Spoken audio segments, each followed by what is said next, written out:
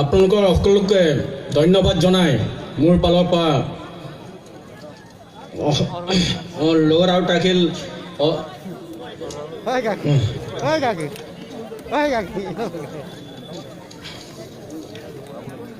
মোৰ সতিকৈ চৰ্দাৰ মাজুলীবাই ৰাইজ আজি আপোনালোকৰ আশীৰ্বাদ লৈ মাতৃভূমি মাজুলী সেৱা কৰিবলৈ আগবাঢ়িছোঁ। আপোনালোকৰ মৰম চেনেহৰ আশীৰ্বাদেৰে মাজুলীবাসী আগুৱাই লৈ যোৱাৰ দূৰ প্ৰতিজ্ঞ।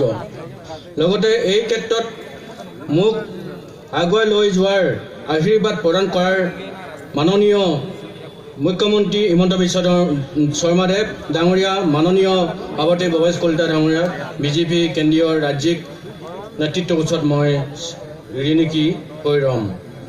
চৰ্দাৰ ৰাইজ, আজিৰ এই শুভ দিনত মই দীঘলীয়া বক্তব্য নাৰাখোঁ।